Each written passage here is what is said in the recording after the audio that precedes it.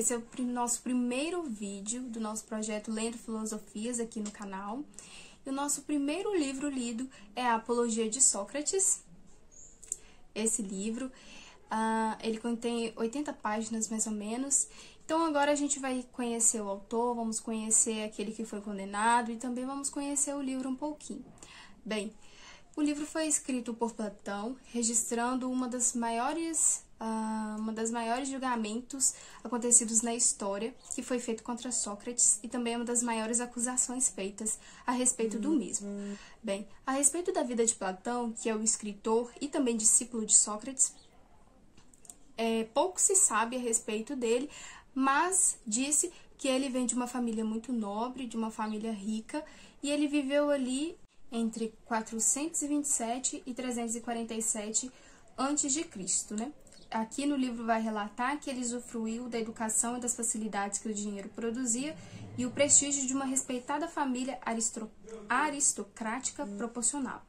Seu interesse pela filosofia se manifestou ali cedo e tudo indica que foi motivado particularmente por Heráclito de Éfeso, chamado O Obscuro, que floresceu pelo fim do século VI a.C. também. Bem, agora a gente vai relatar um pouquinho sobre a vida de Sócrates. Sócrates aqui no livro, quando ele foi condenado, ele estava com 70 anos de idade, né? E Sócrates vai a júri, movido pelas denúncias de Aneto, Meleto e Lincoln, que estavam o acusando de que ele estava influenciando jovens, dizendo que esses tais jovens estavam sendo pervertidos pelas conversas falácias de Sócrates, ou seja, dizem que Sócrates estavam os enredando por um outro caminho totalmente diferente. E também por outra acusação de que Sócrates estaria incutindo novos deuses ali na sua crença, né, o qual estaria espalhando também, e por conta de que ele não estava adorando os deuses do Estado que eles deveriam adorar. E Sócrates ali estava sendo acusado e ele teve que se defender ali, se eu não me engano o júri era composto por 501 pessoas ali, 501 atenienses na verdade, e o livro ele já começa se declarando que não havia feito nada daquilo, que não estava ali enredando os jovens para um caminho perverso, mas sim para um caminho que eles mesmos estavam pensando a respeito da sua conduta, sobre reflexões filosóficas e etc. E também que ele não estava crendo em outros deuses, mas sim os deuses que, né, ele cresceu naquela cultura, que a família foi passada para ele. Então, ou seja, ele já declarou de fato que aquelas acusações eram terrivelmente falsas e movidas por contas pessoais, né, por desavenças, rivalias pessoais que os seus acusadores estavam fazendo contra ele. E a forma como Sócrates vai se defender aqui é uma forma totalmente embasada, na verdade. Ele sempre vai falar que estava sempre declarando a verdade. E é uma das bases hoje do direito, né? Então, hoje, muitos estudantes de direito é algo que eles devem firmar-se aqui nesse livro, né? Tê-lo como referência, porque Sócrates, ele vai sempre falar a verdade, ele sempre vai ser muito nítido, vai fazer muitas alusões. E Sócrates, ao começar a se defender-se, ele vai fazer um pedido para aquela corte, que a corte sempre o julgasse com retidão e com justiça. O interessante aqui desse livro é que Sócrates, ele vai falar isso para a corte, porque esses tais acusadores, Meleto, Aneto e Lincoln, contra Sócrates, que são os acusadores de Sócrates, Sócrates vai falar que quando eles eram crianças, eles foram doutrinados para que ficassem contra Sócrates. Então, por isso que ele pediu que o julgassem com total justiça. E ele vai falar que desde muito tempo que ele vem sofrendo acusações, e acusações essas que são falsas. E ele no júri, ele vai relatar que não tinha uma pessoa ali para o confrontar, para o fazer perguntas, e ele chamava essas pessoas de pessoas difíceis de lidar. E era até justo ele pensar assim, porque se ele está ali para responder todas as perguntas. E não existem pessoas para fazer essas tais perguntas, por que ele deveria estar ali, né? Ou seja, tem a audacidade, né? Tem a perspicácia de ir e de fazer uma denúncia, mas na hora de fazer a pergunta perante toda a corte, perante todos os atenienses que estavam ali, não podem fazer, ou sei lá, não teriam um embasamento para poder fazer as perguntas, algumas perguntas, né? Já que ele estava ali para ser julgado. E Sócrates, né, ele sabia do grau da dificuldade de estar ali perante aquelas tais pessoas. Um dos pontos em que ele sempre se pontua é que ele não cobra para ensinar. Né, outras pessoas, outros filósofos da época dele cobrava, mas ele se inibia disso, né, se isentava de cobrar as pessoas para poder ensiná-las, né, se caso elas quisessem receber algum conselho, algum conhecimento, ele não fazia essa cobrança, né, não teria que dar nada em troca para ele. E tudo que a gente pode ver aqui nesse livro, né, os relatos de Sócrates, é que ele era realmente muito perseguido. Né, ele era invejado, e muitas das vezes, quando as pessoas têm invejas das outras, ao invés delas pedirem conselhos, querer uma certa aproximação para saber como que a outra pessoa lida, como que ela atingiu o sucesso, elas têm inveja, né, elas caluniam, elas tentam derrubar as outras, e isso, no tempo de Sócrates, aconteceu muito com ele, a ponto dele ser levado a júri, né, levado ao julgamento, e o que deixa claro é que isso sempre aconteceu, em devidas proporções, mas uma das coisas que eu fiquei pensando também é que Sócrates relata que ele não era rico, né? Não tinha muitos bens, né? Não era possuidor de muitas riquezas, mas ele tinha o conhecimento dele, né? Então, nós sabemos que a gente pode, né, não perder os bens, perder muitas coisas, mas o que fica, o que resta em nós, para nós, é o nosso conhecimento, né? O que a gente adquiriu lendo, vendo, ouvindo, e isso que Sócrates queria passar para as outras pessoas, independente se elas fossem ricas, se elas fossem pobres como ele queria passar o conhecimento, porque mediante ele, perante o júri, perante ele sendo condenado, hostilizado ali indevidamente, as pessoas assim se admiravam com a forma plausível que ele pontuava os seus pontos de defesa, né? E ele vai falar ali que ele, né, sem nenhuma pretensão, ele vai dizer isso. Ele vai dizer que ele realmente era sábio. E quanto a esses julgamentos que eles fizeram contra Sócrates a respeito dos jovens, ele vai falar o seguinte, que esses jovens andavam muito ociosos, né, na sua época ali, então ele vendo, sei lá, os jovens fazendo futilidades ali, possivelmente, né, não fazendo nada, sendo uma mente boa, né, fértil ali, naquele momento, ele ensinava para esses jovens, né, porque os jovens possivelmente não estavam fazendo nada. E esse é o momento em que o jovem ele tem que aprender coisas boas. E Sócrates sabia disso, né? Pela sua pouca ou muita sabedoria que ele tinha, ele ensinava esses jovens, né? Ele chamava-os para o conhecimento, chamava-os para o saber. E mediante a isso, num dado momento ali, no decorrer de todo o livro, Sócrates vai sempre pedir que alguém converse com ele, né? E muitas das vezes as pessoas não têm essa, vamos dizer, essa autenticidade, essa inteligência que Sócrates tinha para fazer um debate com ele, né? Então Sócrates, de uma forma tão lógica, de uma forma tão racional e plausível, ele convida Meleto para poder prestar alguns esclarecimentos para ele, e ele pergunta para Meleto, todos os atenienses são bons, né? E Meleto responde positivamente que eram bons. Então Sócrates vai perguntar para ele, então por que eu estou aqui?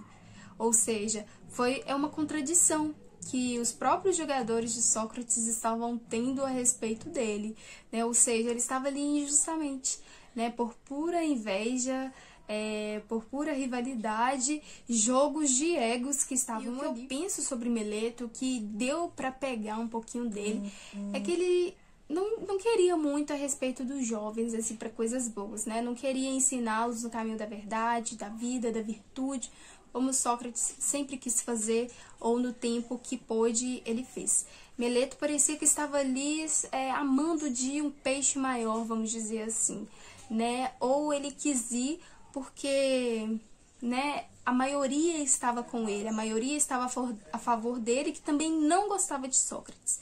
O que deu para entender foi isso de Meleto. E Meleto, assim, tudo que Sócrates perguntava para ele, né, especificamente, foi mais para ele que Sócrates teve um diálogo.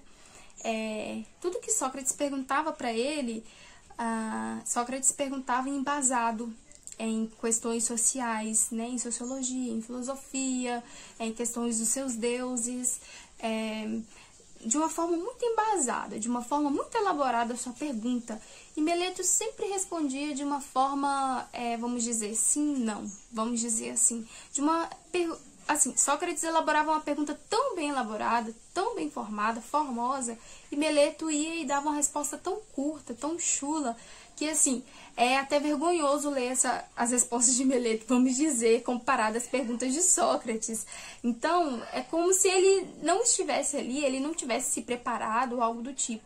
E isso acontece muito com pessoas que são caluniadoras, né? Às vezes elas, vamos dizer, tem papa na língua, mas que quando a pessoa é justa e sabe se defender, sabe que está em seu direito, contra essas pessoas elas não conseguem argumentar, porque sabem que estão erradas, que estão no erro. E aí, num dado momento, Sócrates vai fazer outras perguntas para Meleto, e eu achei interessante uma certa ironia que Sócrates usou contra Meleto, porque Meleto estava dizendo que Sócrates estava pervertendo os jovens. Ele vai falar assim: pelo que parece, todos os atenienses contribuem para tornar os jovens admiravelmente bons, exceto eu, que com exclusividade os corrompo.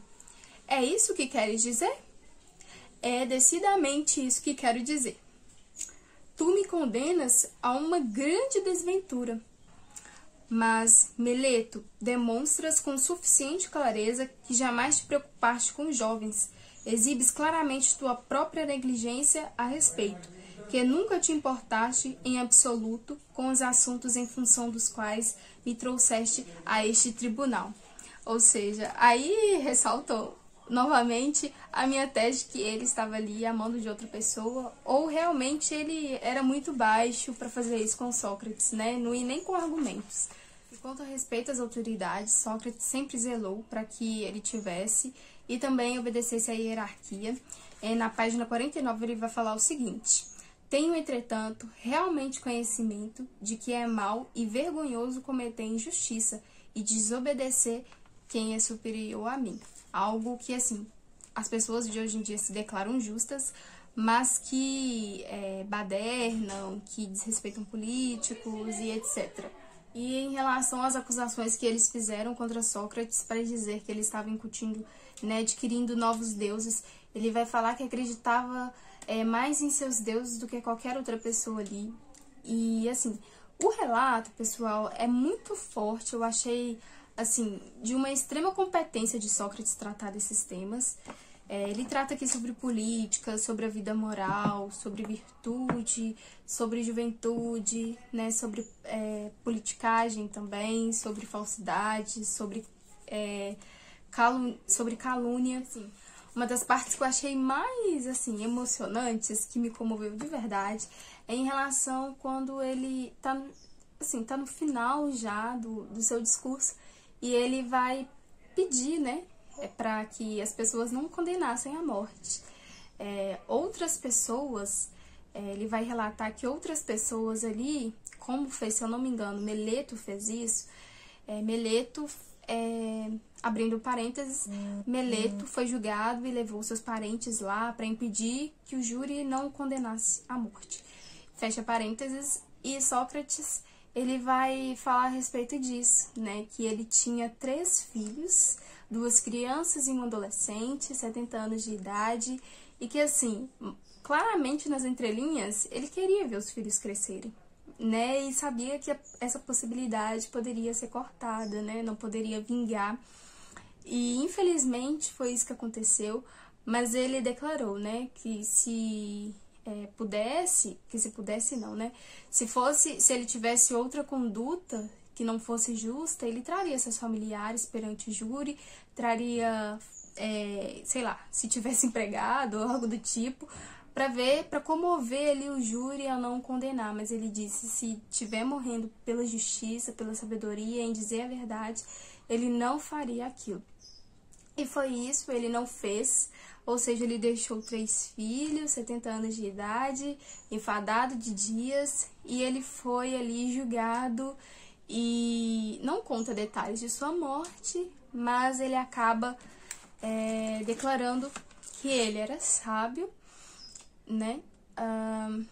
E ele vai falar assim, para tentar não ser condenado.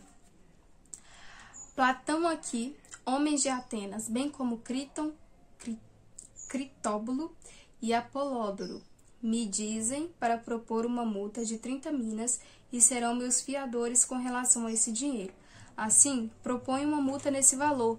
Esses homens grandemente dignos de crédito serão meus fiadores.